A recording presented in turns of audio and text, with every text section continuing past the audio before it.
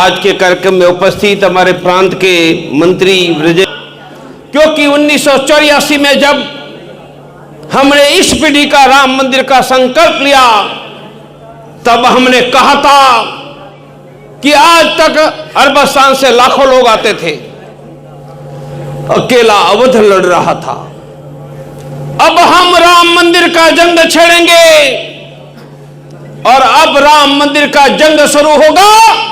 अकेला अवध नहीं लड़ेगा, हम लाखों गांवों के हिंदुओं को लड़ाएंगे।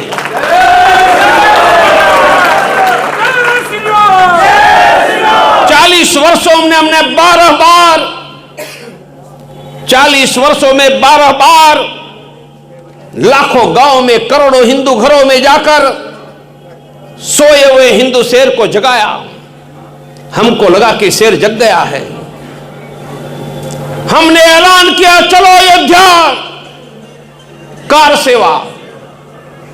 अंग्रेजी तारीख थी 9 नवंबर 1989, पर हमने अंग्रेजी तारीख तय नहीं की थी। हमने तो वह धार्मिक तिथि तय की थी जब द्रौपदी का वस्त्राहरण का बदला लेने के लिए भगवान श्री कृष्ण ने कौरवों के नरसंहार के लिए महाभारत का युद्ध शुरू किया था। भाइयों, हम शांति वाले लोग नहीं हैं, समझौता वाले लोग नहीं हैं, गले लगाने वाले नहीं हैं। द्रौपदी का वस्त्राहरण का बदला लेने के लिए महाभारत का युद्ध खेलने वाले लोग हम हैं। हमने कहा चलो अयोध्या, और हिंदुओं के हजारों वर्षों के इतिहास में ये मृत्युंजय वीर हिंदू जाति खड़ी हो गई। लाखों गांव से निकले, गोलियां चलती रही, लाठी चलती रही, खून बहता रहा। हमने भव्य राम मंदिर बना डाला। मैं इसलिए कह रहा हूं, मंदिर क्यों बना? लाखों गांव का हिंदू लड़ा। जो एक आवाज से लाखों गांव का हिंदू लड़ता, काशी, मथुरा, अयोध्या, सोमनाथ के मंदिर नहीं टूटते।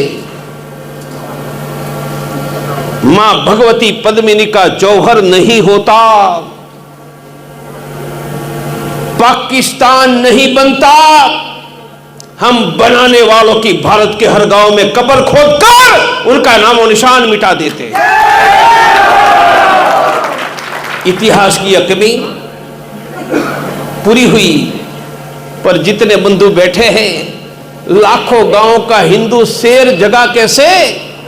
मेरे 50 लाख साथी, ये गौरव, राघव, प्रमोद सैनी, रजनी ठुकराल जी, अंजलि जी, ब्रजेश राणा, मेरे 50 लाख साथियों ने 40 वर्षों में गांव गांव में जाकर हिंदू शेर को जगाने का काम किया। 50 लाख!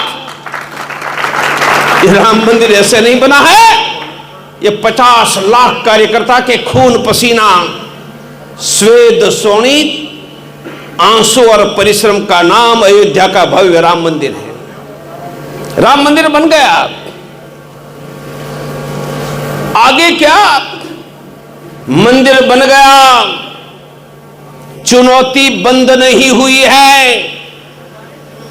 यही धरती पर कन्हैया का सर काटा गया। यही धरती पर पहलगांव में हिंदू धर्म पूछकर मारा गया।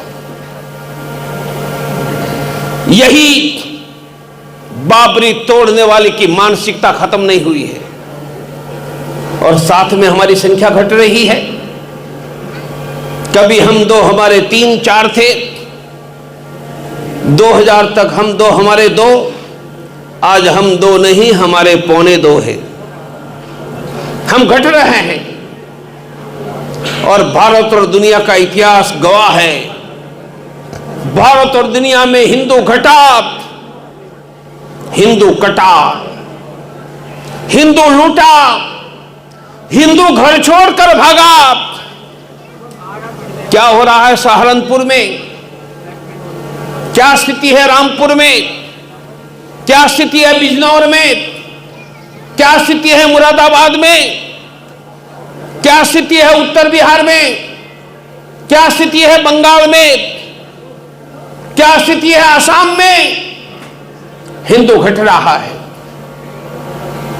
इस स्थिति में राम मंदिर के बाद क्या इस संकल्प और आगे की योजना बना रहा हूं। मेरे साथ बोलियो, हमने भगवान की कृपा से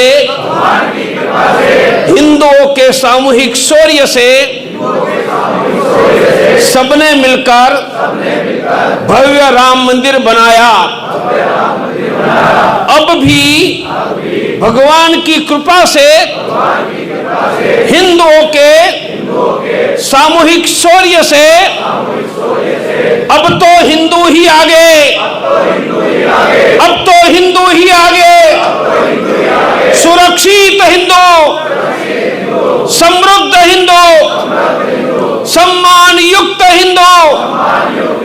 भारत में किसी भी हिंदू को एक टेलीफोन पर मदद की व्यवस्था, रोग मुक्त हिंदू, रोजगार युक्त हिंदू, सस्ती शिक्षा, शिक्षा के बाद रोजगार, फसल के दाम, यही है किसानों के राम, फसल के दाम, यही है किसानों के राम। मैंने प्रारंभ किया, अब तो हिंदू ही आगे। पहले का सुरक्षित हिंदू, जब तक भारत में हिंदुओं का बहुमत है हम सुरक्षित हैं। तो सुरक्षित रहना है तो पहला हमारा एक्शन प्लान, मेरे साथ बोलो, सुरक्षित हिंदू। जब तक भारत में हिंदू बहुमत, हिंदू सुरक्षित, हम भारत में हिंदुओं का बहुमत डंडे या कानून से बनाएंगे, डंडे या कानून से। इसलिए भारत में जनसंख्या नियंत्रण कानून बनाएंगे।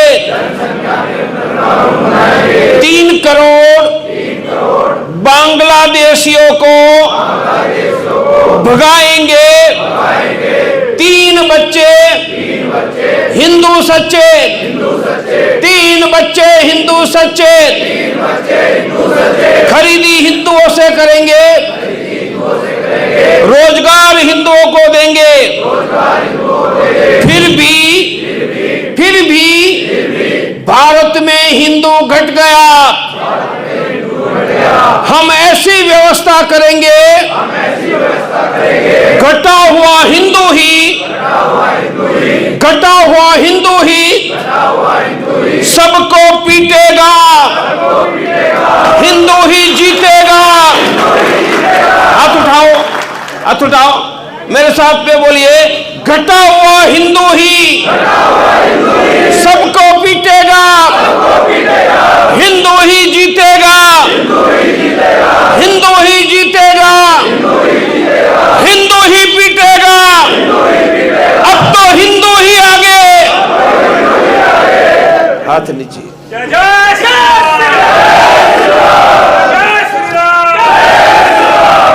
जब 1984 में राम की जन्मभूमि पर बाबर खड़ा था, तब मेरी उम्र 25 साल की थी। हमने संकल्प लिया था, संकल्प लेने में सिर्फ 800 लोग थे अयोध्या में सरयू के तट पर। हमने संकल्प लिया था कि मंदिर वही, बाबर के नाम का भारत में कुछ भी नहीं। हमने संकल्प लिया था मंदिर बनेगा, डंके की चोट पर बनेगा। किसी ने चाहा तो भी मंदिर बनेगा, किसी ने नहीं चाहा तो तुम्हारी छाती पर पांव रखकर तुम्हारा मान मर्दन करके मंदिर बना देंगे। भगवान की कृपा से संकल्प पूरा हुआ। अब मैं आगे का संकल्प जो आपको बता रहा हूं कि डंडे या कानून से भारत में हिंदुओं का बहुमत बनाकर रखेंगे। ये देश हमारे बाप दादों का है। हमारे बाप दादों ने खून की नदियां बहाकर अपना सर कटाकर ये भारत में हमको जिंदा रखा है। यह धरती पर हिंदुओं को नामो निशान हम मिटने नहीं देंगे और बहुमत बनाने के लिए डंडा या कानून दोनों का उपयोग करेंगे। इसलिए 4 पॉइंट एक्शन प्लान। जनसंख्या नियंत्रण कानून बने। क्या होगा? मानो कानून बन गया, तब तक जिनके घर में 1, 2, 5 क्रिकेट की टीम, कानून बन गया, 1 साल के बाद उनके घर में नए बच्चे का जन्म होगा। प्रवीण तोगड़िया उनके पूरे परिवार को सरकारी अन्न नहीं देने देगा, कानून बनाकर। उनके बच्चे को सरकारी स्कूल में एडमिशन नहीं मिलेगा, सरकारी अस्पताल में दवाई नहीं मिलेगी, बैंकों से लोन नहीं देने देंगे, सरकारी नौकरी नहीं देने देंगे, उनको वोट डालने नहीं देंगे। बोलो बहुमत बना रहेगा या नहीं? 3 करोड़ बांग्लादेशी मैं 6 महीने में भारत से भगा दूंगा। मैं भाषण नहीं दे रहा हूं, मैं योजना बता रहा हूं। तो योजना कैसी होगी? 1951 में पहले भारत में मतदान हुआ था। तब मत डालने वाले जितने मुसलमान हैं उनका लिस्ट सरकार के पास है। लिस्ट निकालेंगे, वह तो मर गए होंगे, उनका पोता पोती जो होगा उनकी सूची बनाएंगे, भारत में पब्लिश करेंगे और भारत के मुसलमानों को कहेंगे कि इनमें से 51 के मतदाता का पोता पोती आपका अब्बू जान, चच्चू जान, कक्कू जान है। फॉर्म भरो। फॉर्म भर दिया कि निहाल अहमद मेरा चच्चू जान है। फिर क्या होगा? दोनों का डीएनए टेस्ट करवाऊंगा।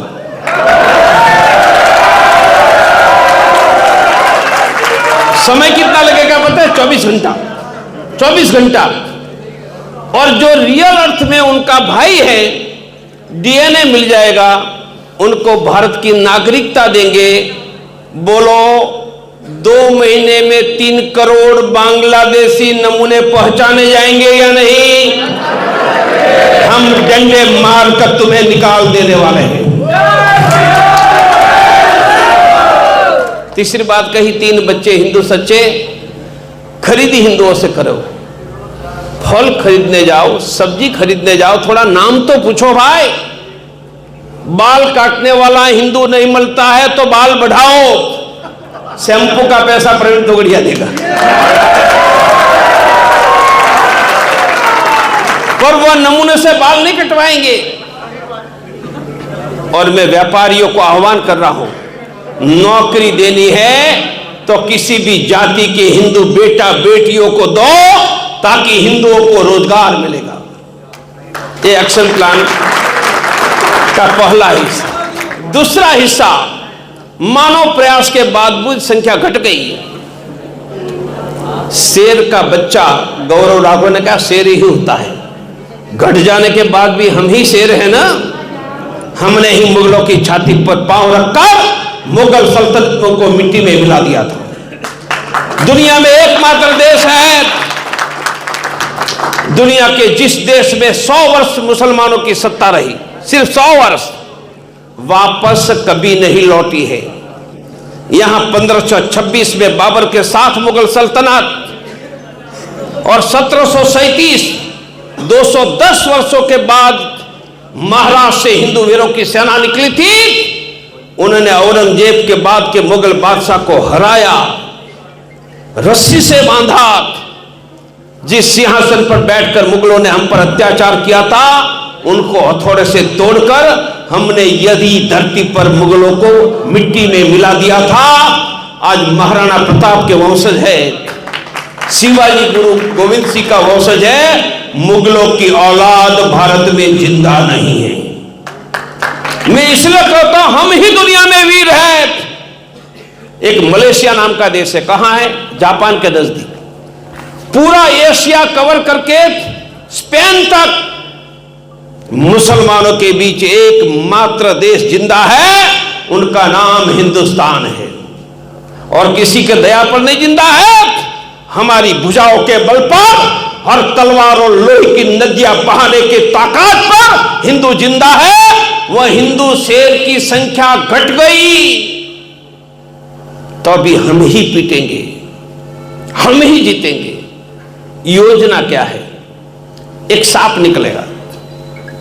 मैं गांव में रहने वाला किसान हूं, गाय भैंस बैल वाला, इसलिए सांप हमको भी काटता है।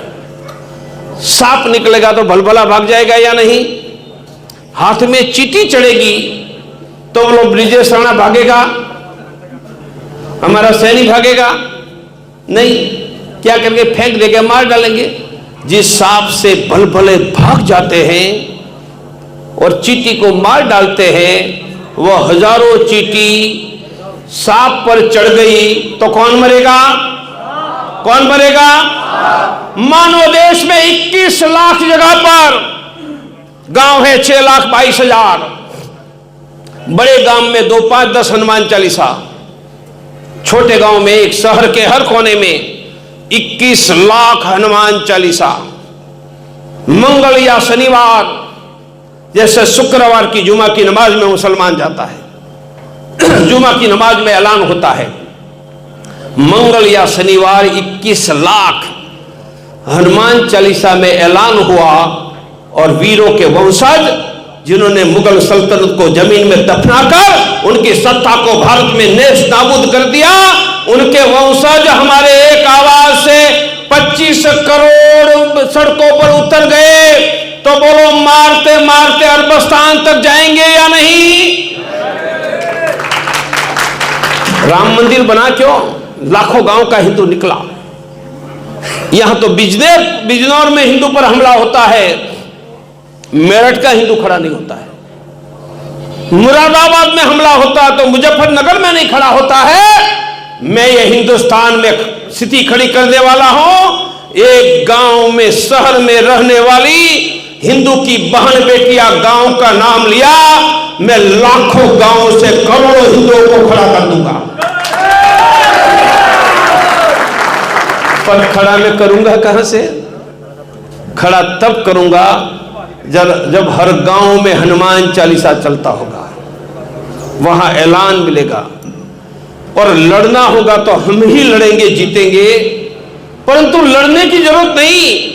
तो यही हनुमान चालीसा केंद्र किसी भी हिंदू गांव या शहर का, उनको देश में कहीं पर भी मदद चाहिए, मुंबई में मदद चाहिए, मदद मिलेगी। दिल्ली में, मुरादाबाद में कैसे फोन उठाओ, मानिए हनुमान चालीसा केंद्र किसी भी हिंदू को, 114 करोड़ हिंदू को एक टेलीफोन पर मदद की व्यवस्था करेगा। उनका नाम हिंदू हेल्पलाइन है। याद रखिए, मुसलमान शुक्रवार को मस्जिद में जाता है, घर में बैठकर किसी मुसलमान को मुंबई में मदद करने की कोई व्यवस्था नहीं। न क्रिश्चियनों के पास है, हमने खड़ी कर दी है। बाहर निकलोगे तब कागज मिलेगा, यह कागज में हिंदू हेल्पलाइन का नंबर आपको देने वाला हूं। एक हनुमान चालीसा 100-200 परिवार में थैली देगा, ऊपर लिखा है एक मुट्ठी अनाज। हिंदी में होगा या गुजराती में है। क्या करना, खाना बनाने के पहले हर रोज एक मुट्ठी अन्न डालो। 1 लाख हनुमान चालीसा, 1 करोड़ हिंदू परिवार हर रोज एक मुट्ठी अनाज डालेगा। 1 करोड़ परिवार अनाज के लिए नहीं है, मुसलमान या क्रिश्चियनों ने भी हर रोज मुसलमानों को जोड़ने की कोई व्यवस्था नहीं दी। शुक्रवार की नमाजें हर रोज नहीं है, हम तो हर रोज जोड़ने जा रहे हैं। 1 मुट्ठी अनाज जो डालेगा वह हिंदुत्व के साथ जुड़ेगा। और हम ऐलान करेंगे, हर हर महादेव के नाम पर बाहर निकल कर आ जाएगा। एक मुट्ठी अनाज, और ये अनाज लाखों गरीबों को अनाज मिलेगा।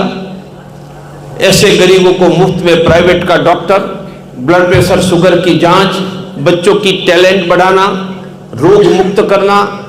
तो लड़ना नहीं है। तब हनुमान चालीसा हिंदुओं का मदद का केंद्र है, और यह हिंदुओं का मदद का केंद्र इतिहास में सड़कों पर उतरने का समय आया तो घटेंगे हिंदू, फिर भी पिटेगा तो हिंदू ही, जीतेगा हिंदू। तो मेरी सब बंधुओं से प्रार्थना है, कुंभ की बात रजनी जी ने की, 1.25 करोड़ लोगों को खिलाया, कोई हिंदू वापस ना जाए। 1 लाख कंबल हिंदुओं को देने के लिए बैठे थे, 1 लाख कंबल। हम 24 घंटे चाय पिलाते थे, जगह जगह पर कितनी चाय की पत्ती का उपयोग किया? 30,000 किलो। 1 लाख कंबल, 30,000 किलो चाय की पत्ती, 9 लाख हिंदुओं को कुंभ में मुफ्त में व्यवस्था, इतना बड़ा काम किया। आप